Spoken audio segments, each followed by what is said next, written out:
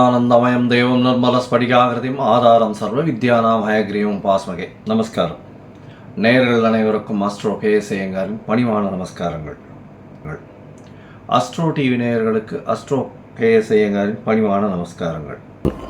17/6/2024 23/6/2024 வரலும் உண்டான வாரத்துக்கு மேஷம் முதல் மீனம் வரை என்ன பலன்கள் அப்படின்றத பார்ப்போம். இந்த வாரத்தில் முதல்ல இந்த வாரத்தினுடைய கோல்சாரம் எப்படி இருக்குது, அதற்கு பிறகு இந்த வாரத்தில் வரக்கூடிய விசேஷ நாட்கள் என்ன, அதற்கு பிறகு இந்த வாரத்தினுடைய எந்தெந்த ராசிக்காரர்களுக்கு சந்திராஷ்டம் அப்படின்னு 3 வகையாக பார்க்கலாம். முதல்ல இந்த வாரத்தினுடைய கோல்சாரம் அப்படின்னு எடுத்தோமே ஆனால் காலபுருஷ தத்துவத்தின் முதல் ராசியான மேஷ ராசியில் செவ்வாய், ரிஷபத்தில் குரு, மிதுனத்தில் சூரியன், புதன், சுக்கிரன், கன்னியில் கேது, கும்பத்தில் சனி,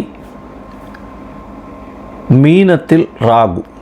இந்த மாதிரி இந்த வாரம் அமைஞ்சிருக்கு. இந்த வாரத்தில் 19/6/2024 அப்படின்னு பிரகாரம், அதாவது வாக்கிய பஞ்சாங்க பிரகாரம் சனி பகவான் வக்ரகதி அடைகிறார். சதயம் 3ஆம் பாதத்திலிருந்து வக்ரம் ஆரம்பம் அப்படின்னு சொல்லக்கூடியது, அதாவது ரெட்ராகேஷன் சொல்லக்கூடியது, திரும்புகிறார் அப்படின்ற மாதிரி சொல்லுவாள். இந்த வாரத்தில் சந்திர பகவான் சித்ரா நட்சத்திரம் கன்னியா ராசியிலிருந்து உத்தர நட்சத்திரம் உத்திராட நட்சத்திரம் தனுசு ராசி வரலும் போகிறார்.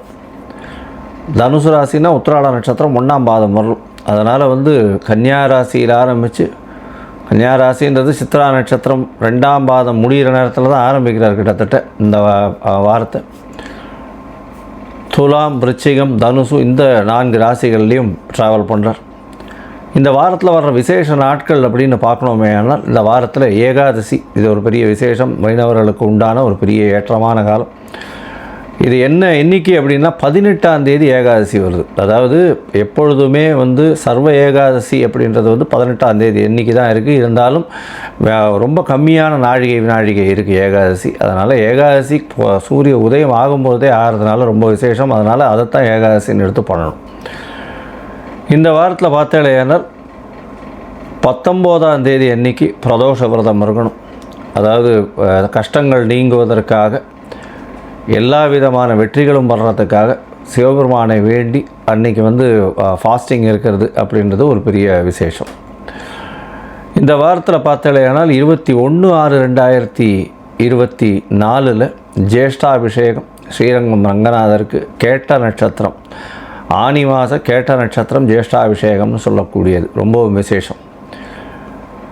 இந்த வாரத்தில் 22ஆம் தேதி அன்னைக்கு பௌர்ணமி, சூரியனும் சந்திரனும் 180 பாகைகள் இருக்கிறது. அது ஒரு பெரிய விசேஷம். 180 பாகைன்னா மீனத்திற்கு வரும்போது அது ஒரு பெரிய ஏற்றத்தை கொடுக்கக்கூடிய காலகட்டமாக, அதாவது தனுசுக்கு வரும்போது ஏற்றத்தை கொடுக்கக்கூடிய காலகட்டமாக அமையும். ஏன்னா சூரியன் இப்போது மிதுனத்தில் இருக்கார், சமசப்தம்னு சொல்லக்கூடிய தனுசுக்கு வரும்போது சந்திரன், அது பௌர்ணமி யோகத்தை கொடுக்கக்கூடிய காலகட்டம். 23ஆம் தேதி பார்த்தோம்னா அவமாகம் அப்படின்னு போட்டிருக்கோம். அவமாகம் அப்படின்னா என்ன அப்படின்னா 3 நட்சத்திரங்களோ 3 திதிகளோ ஒரே நாளில் வர்றத அவமாகம்னு சொல்லுவோம். இன்றைக்கி பார்த்தோம்னா அந்த 23ஆம் தேதி இன்றைக்கி பார்த்தீங்களே ஆனால் அவமாகம் திதியில் வருது. பிரதமை திதி சூரியன் உதித்த உடனே இருந்து ரொம்ப வினாழிகைகள் ரொம்ப கம்மியாக இருக்குது. ஒரு 30 நிமிஷம் கூட இல்லை. அந்த அன்றைக்கி 6:30 மணியோடு பிரதமை முடிஞ்சு விடுறது. த்விதியை 54-55 நாழிகை இருக்கும். அதனால் அடுத்த நாள் காத்தால் சூரிய உதயத்துக்கு முன்னாடியே த்விதியை முடிஞ்சிடும். அடுத்த நாள் காத்தால் சூரிய உதயம் ஆரம்பிக்கிறதுக்கு முன்னாடி பார்த்தோம்னா திருத்தியை வந்துடும். அப்படி இருக்கும் பொழுது 3 திதிகள் வர்றதுனால இதை அவமாகம் அப்படின்னு சொல்கிறது. இந்த அவமாகத்தில் பொதுவாகவே நல்ல காரியங்கள் செய்ய மாட்டாள். இப்போ நல்ல விசேஷ காரியங்கள், சுப காரியங்கள் செய்கிறத தவிர்த்துருவோம். அதுதான் அவமாகத்தில் ரொம்பவும் முக்கியமான விஷயம். சரி, இந்த வாரத்தில் எந்தெந்த ராசிக்காரர்களுக்கு சந்திராஷ்டமம்னு பார்ப்போம். சந்திராஷ்டமத்தை பார்க்கும்பொழுது இந்த வாரத்தில் மீன ராசிக்காரர்களுக்கு சந்திராஷ்டமம், மேஷ ராசிக்காரர்களுக்கு சந்திராஷ்டமம், ரிஷப ராசிக்காரர்களுக்கு சந்திராஷ்டமம். இந்த 3 ராசிக்காரர்களுக்கும் சந்திராஷ்டமம் இருக்குது. சந்திராஷ்டமம்னா நீங்கள் பிறந்த ராசிக்கு 8ஆம் இடத்துல, அதாவது பிறந்த ராசியிலிருந்து இன்றைய கோச்சார ராசியில் சந்திர பகவான் 8ஆம் இடத்துல மறைந்து இருக்கக்கூடிய காலகட்டத்தை சந்திராஷ்டம காலம்னு சொல்கிறோம். இந்த சந்திராஷ்டமத்தினால என்ன ஆகும்னா மதிகாரகன் மயங்கி இருக்கும் பொழுது கண்டிப்பாக மதி கெடக்கூடிய வாய்ப்பு, தவறான முடிவுகள் எடுக்கக்கூடிய வாய்ப்புகள் அதிகம். அதனால் புதிய முயற்சி வேண்டாம், வெளியூர் பிரயாணம் வேண்டாம், வெளிமாநில பிரயாணம் வேண்டாம்னு சொல்கிறோம். ஒருவேளை பண்ண வேண்டிய கட்டாயத்தில் இருந்தால் சந்திர பகவானுக்கு உண்டான எளிய பரிகாரம்னு சொல்லக்கூடிய ஒரு 1/2 டம்ளர் பசும்பால் அருகில் இருக்கக்கூடிய விநாயகர் கோவிலில் கொடுத்துட்டு போகிறதும், திருமஞ்சனத்துக்கு அதாவது அபிஷேகத்துக்கு கொடுத்துட்டு போகிறது பெரிய ஏற்றத்தை மாற்றத்தையும் கண்டிப்பாக கொடுக்கும். சரி, இந்த என்னுடைய சேனல் பார்த்துட்டு இருக்கவாளுக்கு பார்த்தீங்கன்னா நீங்கள் எங்களுக்கு அஸ்ட்ராலஜிக்கல் கன்சல்ட் தேவைப்படுமானால் நீங்கள் எனக்கு ஃபோன் பண்ணுங்க. என்னுடைய நம்பர் ஸ்காலிங்கில் போயின்னு இருக்கும். மொபைலில் ஃபோன் பண்ணுங்க. உங்களுடைய date, time, place of birth, உங்களுடைய நேம், பேரண்ட்ஸனுடைய நேம் அனுப்புங்க.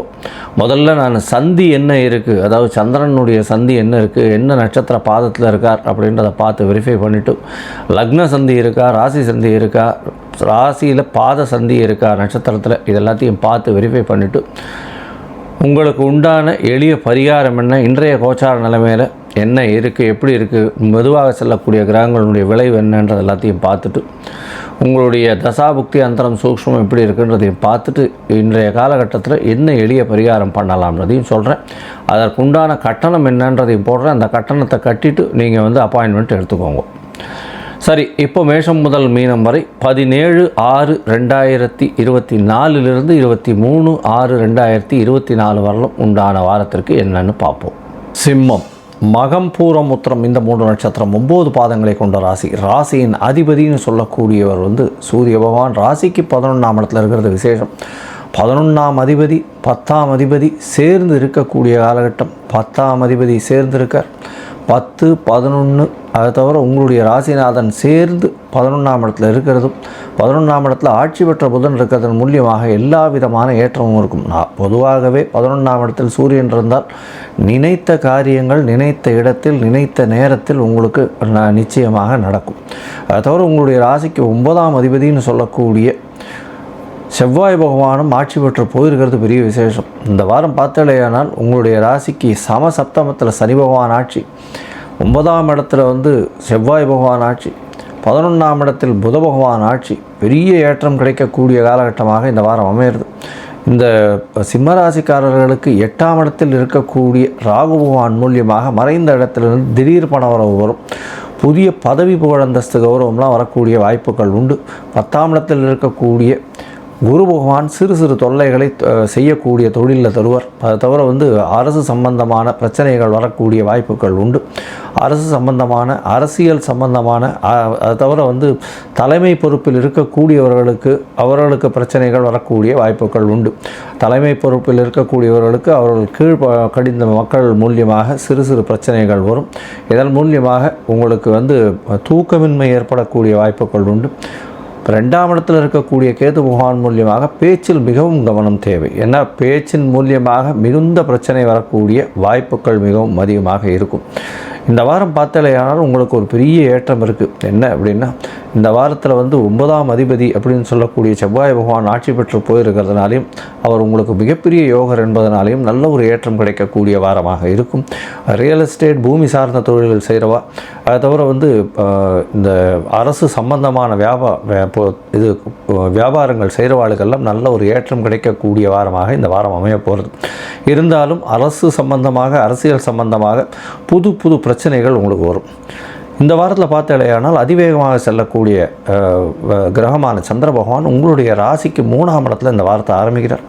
3ஆம் இடத்துல முயற்சி ஸ்தானத்தை ஆரம்பிக்கக்கூடிய செவ்வாய் பகவான் செவ்வாயின் பார்வையில், அதாவது சந்திர பகவான் செவ்வாயின் பார்வையில் இருக்கார். சந்திர மங்கள யோகம் அமையிறது. இதன் மூலியமாக நல்ல ஒரு ஏற்றம் கிடைக்கக்கூடிய காலகட்டமாக அமைய போகிறது. உங்களுடைய முயற்சி மிகவும் ஏற்றமாக இருக்கும். அதை தவிர உங்களுடைய இளைய சகோதரர்கள் மூலியமாக நல்ல ஒரு ஏற்றம் கிடைக்கக்கூடிய காலகட்டமாக அமைய போகிறது. இந்த வாரத்தில் பார்த்தீங்கன்னா உங்களுடைய தந்தையின் உடல்நிலையில் நல்ல ஒரு ஏற்றம் இருக்கும்.